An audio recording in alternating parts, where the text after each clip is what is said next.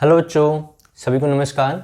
आज का हमारा लेक्चर है, उसमें हम विद्युत क्षेत्र की तीव्रता ज्ञात करेंगे, किसके कारण? अनंत लंबाई के आवेशित चालक तार के कारण विद्युत क्षेत्र की तीव्रता का।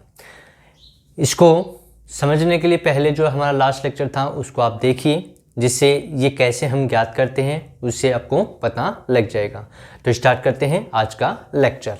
तो देखिए, लास्ट लेक्चर जो था उसमें हमने बताया था कि यदि कोई सीमित लंबाई का तार हो, क्या हो? सीमित लंबाई का तार हो। जैसे एक सीमित लंबाई का है, अनंत लंबाई का नहीं है, सीमित लंबाई का तार है और इसके कारण d दूरी के ऊपर, यहाँ से इसके लंबवत दिशा में d दूरी के ऊपर हमने विद्युत क्षेत्र की तीव्रता ज्ञात की थी।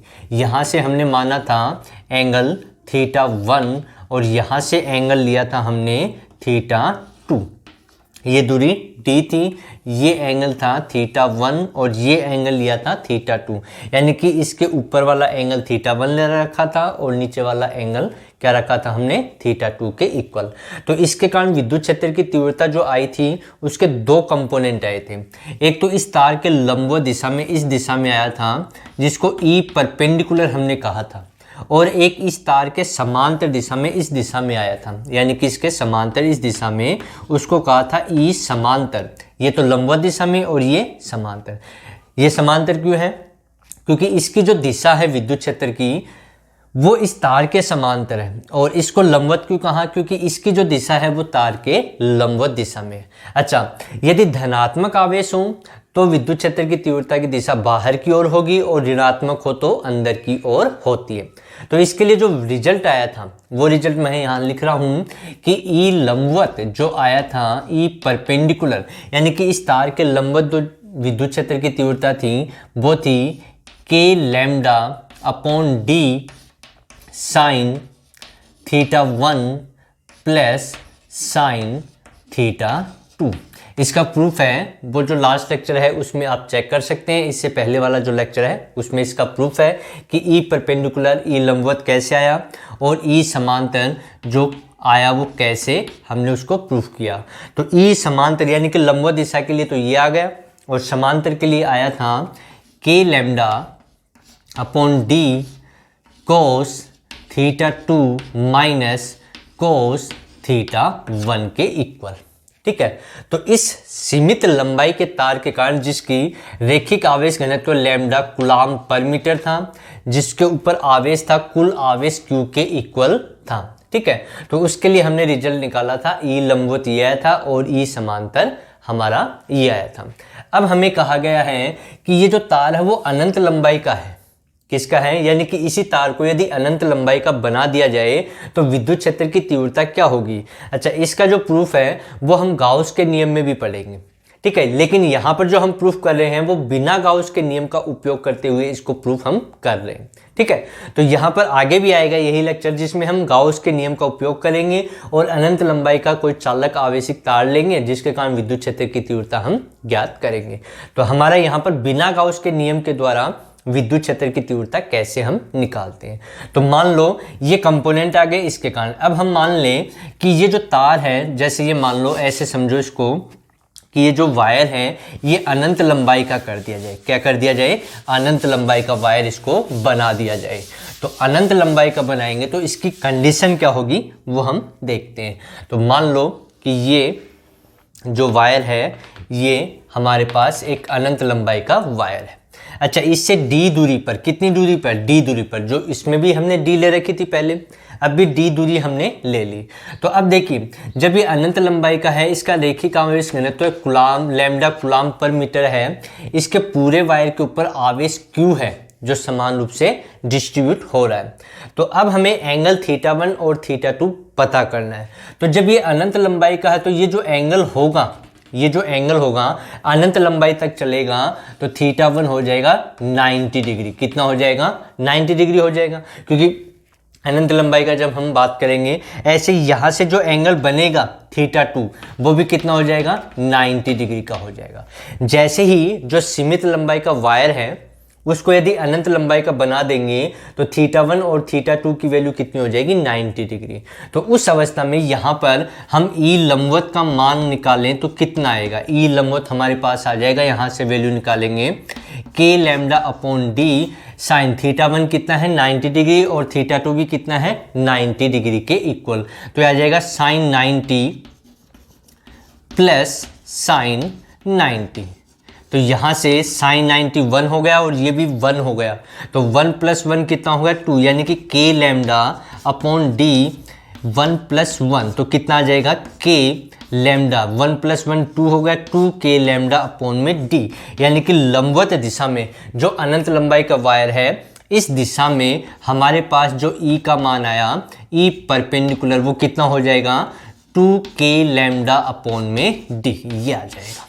यानी कि अनंत लंबाई के आवेशित चालक तार के कारण विद्युत क्षेत्र की जो तीव्रता है वो कौन सी दिशा में है, इसके लंबवत दिशा में कितनी है 2k लैम्डा अपॉन डी। अब हम समांतर दिशा में देखते हैं, यानी कि इसके पैरेलल, इस तार के पैरेलल जो कि इस दिशा में था सीमित लंबाई के लिए, तो इसका मान रखेंगे तो ई पैरेलल कितना आएगा, देखिए k लैम्डा अपॉन डी। अच्छा कोस θ2 कितना है 90 डिग्री, तो कोस 90 माइनस कोस θ1 भी 90 डिग्री है और कोस 90 की वैल्यू 0 होती है, तो ये भी 0 और ये भी 0 और 0 को इससे मल्टीपल करेंगे तो 0, यानी कि ई समांतर का मान कितना आ जाएगा 0 के इक्वल। यानी कि इस तार के समांतर दिशा में, यदि तार कैसा हमारे पास अनंत लंबाई का तार है तो उसके समांतर दिशा में विद्युत क्षेत्र की तीव्रता कितनी हो जाएगी 0 के इक्वल हो जाएगी। तो हमें जो परिणामी विद्युत क्षेत्र की तीव्रता मिलेगी वो इस तार के कौन सी दिशा में, लंबवत दिशा में मिलेगी, जिसका मान कितना आएगा, उसका मान लिखा हुआ है यहाँ पर कितना है 2k लैम्डा अपॉन डी, कितना आएगा 2k लैम्डा अपॉन डी के इक्वल आ जाएगा। तो इस प्रकार से अनंत लंबाई के आवेशित चालक तार के कारण विद्युत क्षेत्र की तीव्रता, जैसे ये अनंत लंबाई का वायर हमने ले लिया, ठीक है, तो इसके कारण हमें d दूरी r दूरी जो भी दिया जाए उसके लिए यहाँ पर हम विद्युत क्षेत्र की तीव्रता निकालेंगे, उसका मान आएगा E = 2k लैम्डा अपॉन में d, जो कि किसके लंबवत होगी, इस तार के लंबवत होगी, ठीक है। तो इस प्रकार से अनंत लंबाई के चालक तार के कारण विद्युत क्षेत्र की तीव्रता कितनी होगी E लंबवत, यानी लंबवत का मतलब क्या है, इस तार के लंबवत दिशा में।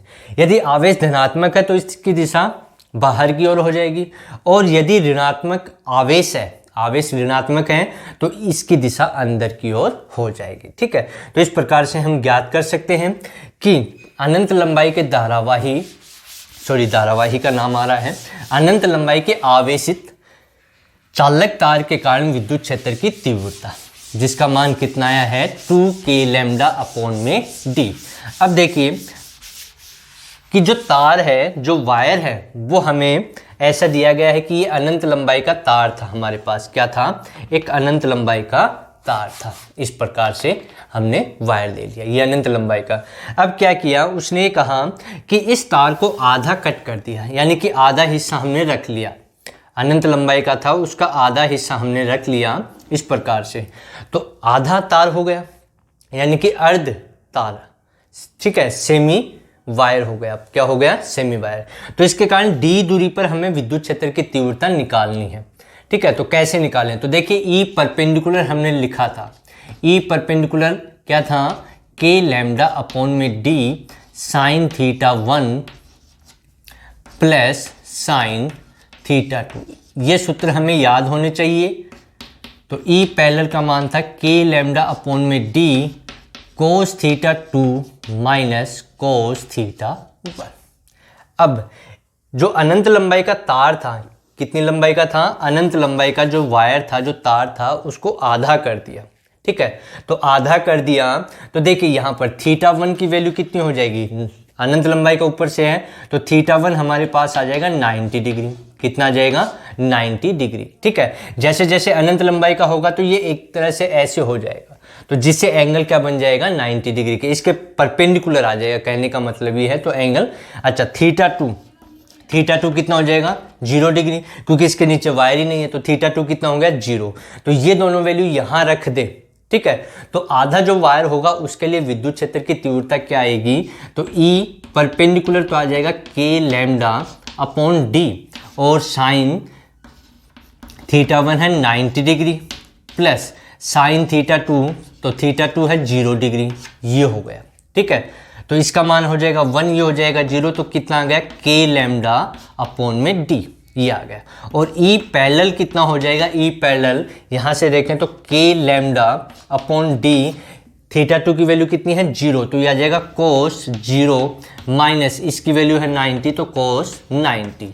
तो ये जो टर्म है ये तो 0 हो गई और कोस 0 की वैल्यू 1, तो ई पैरेलल कितनी आ जाएगी के लैम्डा अपॉन डी।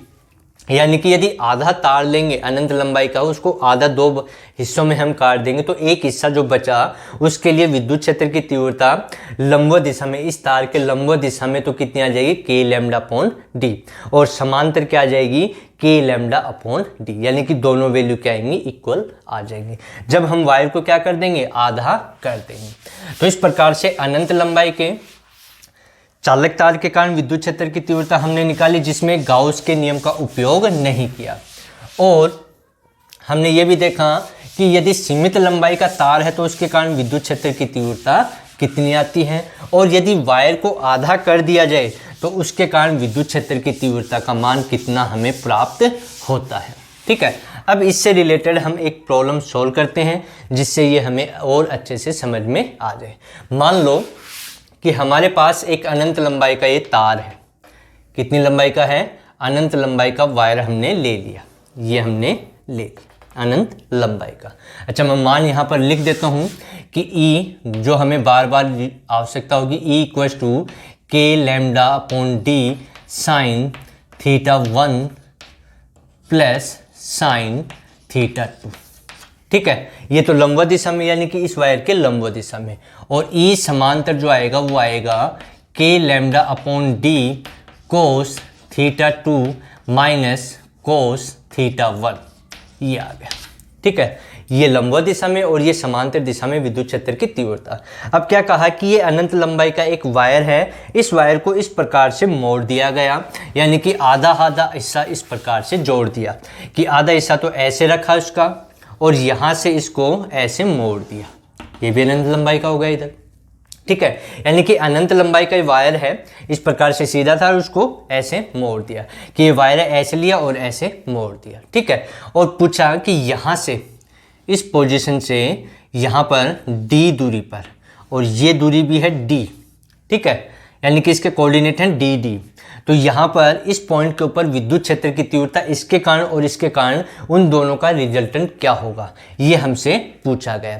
तो हम इसको कैसे सोल्व करें, तो यहाँ पर इसी फॉर्मूले का हमें यूज करना है। तो देखिए, सबसे पहले इस पॉइंट पर हमें पूछा गया है, तो ये एंगल कितना हो जाएगा, ये वाला एंगल 45 डिग्री हो गया और ये एंगल भी कितना हो गया 45 डिग्री हो गया। तो सबसे पहले मैं इसके लिए सोल्व कर लूँ। जैसे मान लो कि ये हमारे पास आ गया ये वायर, ठीक है, इस प्रकार से यहाँ से कितनी दूरी पर, डी दूरी पर, कितनी दूरी पर, डी पर। अच्छा, ये एंगल हमें कितना बता रहा है, वो 45 डिग्री। देखो यही तो आया, ये वाला कंडीशन हमने ले ली। ठीक है, अच्छा, ये एंगल जो होगा ये अनंत लंबाई तक चल रहा है, तो ये एंगल कितना हो जाएगा थीटा 1, ये एंगल होगा थीटा 1, कितने डिग्री हो जाएगा 90 डिग्री। और ये थीटा 2 हो गया, थीटा 2 कितना हो गया इसके लिए, थीटा 2 हो गया 45 डिग्री के इक्वल।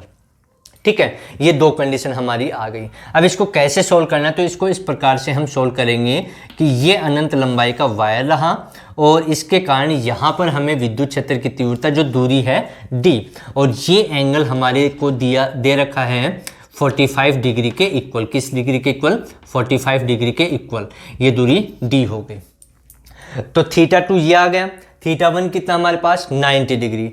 अब हमें दो फैक्टर निकालने हैं, एक तो इसके लंबवत दिशा में इधर आ जाएगा और एक इधर आ जाएगा।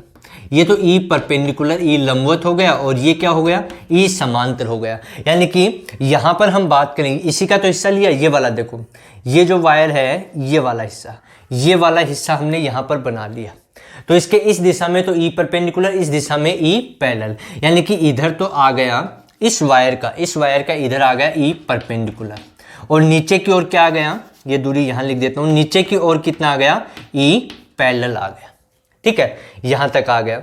अब हम ई परपेंडिकुलर ई पैरेलल का मान निकाल सकते हैं किससे, इस सूत्र की सहायता से। तो इस सूत्र की सहायता से ई परपेंडिकुलर का मान कितना आएगा, देखो यहाँ लिख देता हूँ मैं, ई परपेंडिकुलर इक्वल्स टू के लैम्डा, दूरी डी है, साइन थीटा 1 कितना है, देखिए साइन थीटा 1 अभी बताया 90 डिग्री, तो ये 90 प्लस साइन और थीटा 2 कितना है 45 डिग्री, तो ये हो गया 45 डिग्री।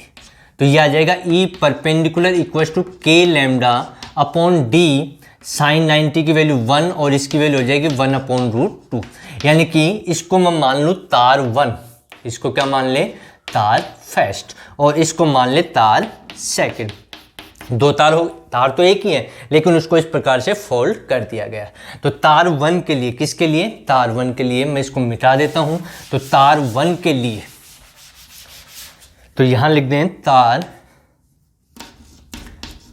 फर्स्ट के लिए, तार फर्स्ट के लिए ई परपेंडिकुलर का मान कितना आया, ई परपेंडिकुलर का मान ये रहा, कितना है, K lambda upon D 1 plus 1 upon root 2, ये आ गया। अच्छा, इसी तार के लिए पैरेलल भी निकाला जा सकता है। ई समांतर कितना आएगा, ई समांतर इक्वल्स टू के लैम्डा अपॉन डी, और कोस थीटा 2 की वैल्यू है 45 डिग्री, तो आ जाएगा कोस 45 डिग्री माइनस कोस थीटा 1 की वैल्यू 90 डिग्री, तो ये तो हो गया 0 और ये कितना बच गया 1 अपॉन रूट 2।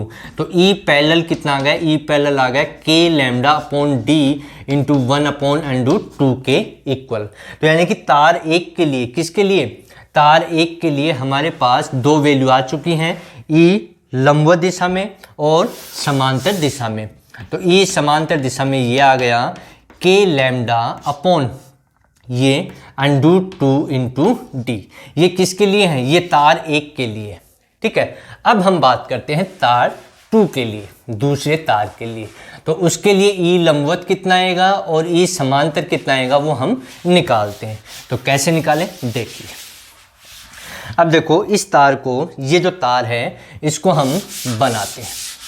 तो ये जो तार है ये अनंत लंबाई इधर चल रहा है, ठीक है। तो इसको हम बनाएं तो ये ऐसे हो गया कि ये अनंत लंबाई तक चला।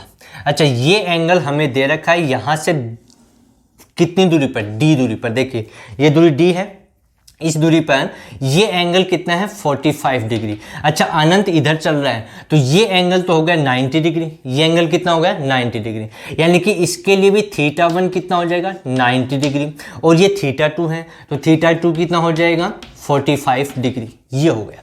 लेकिन इसमें हमें करना क्या है, जो मेन रिजल्ट है वो क्या है, देखिए इसके लंबवत जो होगा उसका जो कंपोनेंट होगा वो इधर आ जाएगा, इसके लंबवत दिशा में। यानी कि तार सेकंड के लिए ई परपेंडिकुलर इधर होगा क्योंकि तार ऐसे रखा हुआ है, यानी कि यही तार इस प्रकार से हम रख दें, ऐसे रख दें। देखो इस तार को यदि मैं ऐसे घुमा दूं तो ये कंपोनेंट भी घूम जाएंगे, ये कंपोनेंट भी क्या हो जाएंगे, घूम।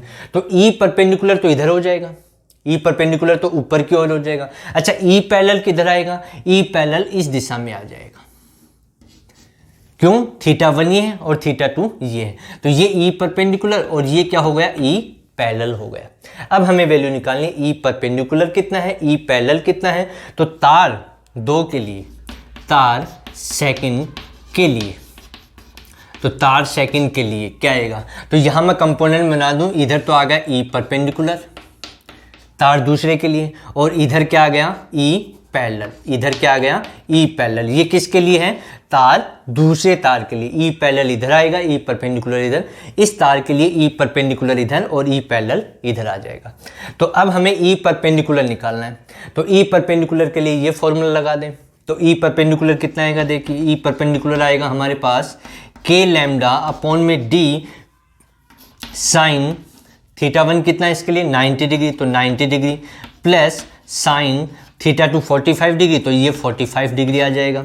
अच्छा, ये 1 हो गया, ये 1 बाई रूट 2 हो गया, तो ई परपेंडिकुलर कितना आ गया, के lambda upon D 1 plus 1 upon and root 2, ये आ गया, ठीक है। ऐसे ही ई पैरेलल निकाल लें, ई पैरेलल निकालेंगे तो यहाँ इस फॉर्मूले का यूज करेंगे, थीटा 2 की वैल्यू कितनी है 45 डिग्री और थीटा 1 की 90, तो ये टर्म तो हो गई 0 और ये बच गया 1 अपॉन एंड रूट 2। तो यहाँ से ई पैरेलल आ जाएगा के लैम्डा अपॉन डी इंटू में 1 अपॉन n√2। तो तार 2 के लिए ई परपेंडिकुलर कितना आया, ये आ गया के लैम्डा अपॉन में डी इंटू 1 + 1 अपॉन n√2 और ई पैरेलल कितना आ गया के लैम्डा अपॉन √2 इंटू में डी। और वैसे भी रिजल्ट तो सेम ही आएगा, क्यों? क्योंकि आधा आधा वायर है, एंगल भी दोनों का सेम है, तो जो इसके लिए है वही इसके लिए। लेकिन इसमें जो डायरेक्शन बनी वो ध्यान से देखो, डायरेक्शन इसकी परपेंडिकुलर इधर हो गई, इसकी परपेंडिकुलर इधर हो गई, इसकी पैरेलल नीचे, इसकी इधर। अब देखिए इसका जो रिजल्टेंट हमें निकालना है वो कितना आएगा। तो अब मैं इसको यहाँ ड्रॉ कर देता हूँ चारों डायरेक्शन के सहित, यानी कि इस प्रकार से डायरेक्शन हमारे पास आ गई। ये ई परपेंडिकुलर, इधर ई परपेंडिकुलर, इधर ई पैरेलल और इधर भी ई पैरेलल। इस प्रकार से हमें देखने को मिला। तो अब देखिए जो रिजल्टेंट हमें निकालना है, क्या निकालना है रिजल्टेंट, वो किस प्रकार से हम निकालते हैं। तो यहाँ पर देखिए ई परपेंडिकुलर इधर है, ये इधर है, तो यहाँ पर इन दोनों का जो रिजल्टेंट होगा वो क्या होगा, यानी कि इनका रिजल्टेंट मैंने मान लिया ई डैश, किसका, इसका और इसका। तो ये आ जाएगा E perpendicular minus E parallel. अच्छा, इन दोनों का रिजल्टेंट क्या होगा, इन दोनों का रिजल्टेंट मान लिया ई डबल डैश, ये कितना हो जाएगा E perpendicular minus E parallel. हमने परपेंडिकुलर माइनस पैरेलल क्यों लिखा, क्योंकि ई परपेंडिकुलर की वैल्यू ई पैरेलल से ज़्यादा है। अब वो वैल्यू यहाँ रख दें, तो ई डैश कितना आएगा, ई डैश हमारा आएगा, ये कितना है हमारा ई परपेंडिकुलर के लैम्डा अपॉन में D into 1 + 1 upon √2 minus E parallel की वैल्यू है ये, तो ये आ जाएगा के लैम्डा अपॉन √2 इंटू में डी। अब कॉमन क्या रहा देखिए, के लैम्डा अपॉन डी कॉमन आ गया, तो यहाँ बच गया 1 + 1 अपॉन √2, ये -1 अपॉन √2, तो ये इससे हो गया कैंसिल। तो ये हमारे पास आ गया के लैम्डा अपॉन डी, ये ई डैश आ गया। ऐसे ही सोल्व करेंगे तो ई डबल डैश का मान भी कितना आएगा, ई डबल डैश का मान भी के लैम्डा अपॉन डी के इक्वल आ जाएगा। अब देखिए इन दोनों की डायरेक्शन किधर है, किसकी, ई डैश और ई डबल डैश की डायरेक्शन किधर है, रिजल्टेंट अभी नहीं आया है। तो देखिए ई डैश जो है वो इसका और इसका रिजल्टेंट है जो इस डायरेक्शन में है, क्योंकि ई परपेंडिकुलर में से ये घटाया हमने, तो इसकी डायरेक्शन इधर आ गई, तो ये ई डैश की डायरेक्शन आ गई, ठीक है। अच्छा, इसका और इसका रिजल्टेंट हमने ई डबल डैश मान लिया, ठीक है। जो सोल्व किया उसकी डायरेक्शन किधर आएगी, E perpendicular minus E parallel, तो उसकी डायरेक्शन ऊपर की ओर आ जाएगी, ये आ गई, ठीक है। अब इनका रिजल्टेंट हमें निकालना है, तो रिजल्टेंट निकालेंगे ई डबल डैश, तो इन दोनों के बीच में एंगल कितना होगा 90 डिग्री, तो इन दोनों का रिजल्टेंट इधर आएगा, वो हमने मान लिया ई। तो ई निकालना है, तो ई निकालना है तो कौन से नियम का उपयोग कर ले, समांतर चतुर्भुज के नियम का उपयोग कर ले। तो यहाँ से फॉर्मूला बन जाएगा ई डैश का स्क्वायर प्लस ई डबल डैश का स्क्वायर, ई डबल डैश का स्क्वायर प्लस 2 ई डैश ई डबल डैश कोस 90 डिग्री, क्योंकि एंगल कितना है 90 डिग्री। तो ये टर्म तो हो गई 0, ये टर्म कितनी हो गई 0। अच्छा, ई डैश और ई डबल डैश दोनों इक्वल हैं, तो यहाँ से लिखा जा सकता है e equal to under e dash का स्क्वायर प्लस ई डैश का स्क्वायर, क्योंकि ई डैश और ई डबल डैश देखें यहाँ से ई डैश और ई डबल डैश दोनों इक्वल हैं, तो यहाँ पर ई डबल डैश की जगह क्या लिख सकता हूँ ई डैश, तो ये आ जाएगा हमारा ई इक्वल टू अंडर, ये दोनों जुड़ जाएंगे तो 2 ई डैश का स्क्वायर, ये स्क्वायर इससे कैंसिल, तो ई इक्वल टू आ जाएगा हमारे पास √2 इंटू में ई डैश। अब ई डैश की वैल्यू यहाँ से हम रख देंगे, तो हमारे पास नेट इलेक्ट्रिक फील्ड इंटेंसिटी आ जाएगी, विद्युत क्षेत्र की तीव्रता, जो एक अनंत लंबाई का तार था और उसको हमने फोल्ड कर दिया था आधा आधा इस प्रकार से, तो उसके कारण विद्युत क्षेत्र की तीव्रता कितनी आई √2 इंटू ई डैश का मान कितना है के लैम्डा अपॉन डी, तो ये लिखा जाएगा के लैम्डा अपॉन में डी। तो ये आ गई कि हमारे पास जो अनंत लंबाई का तार था, ये अनंत लंबाई का तार था हमारे पास, मान लो यहाँ बना देता हूँ मैं, ये इस प्रकार से अनंत लंबाई का तार था और इस तार को हमने इस प्रकार से फोल्ड कर दिया कि आधा हिस्सा इधर कर दिया और आधा हिस्सा इधर कर दिया, तो इसके कारण यहाँ से और यहाँ से डी दूरी पर विद्युत क्षेत्र की जो तीव्रता हमें मिली वो इसके इक्वल प्राप्त हुई है। तो प्यारे बच्चों, ये हमारा आज का लेक्चर था। इससे रिलेटेड जो प्रॉब्लम है वो हम और अगले लेक्चर में कंप्लीट करेंगे। ठीक है, इससे रिलेटेड कुछ और प्रॉब्लम है जो बिना गाउस के नियम का उपयोग करते हुए हम यहाँ पर करेंगे। तो अगले लेक्चर को देखिए और पीछे वाला लेक्चर उसको भी देखिए। अगला लेक्चर जैसे ही अपलोड किया जाएगा तो उसको आप देखें, जिससे और अच्छे से आपको क्लियर हो जाए। यदि किसी ने चैनल सब्सक्राइब नहीं कर रखा तो चैनल को सब्सक्राइब कर लें।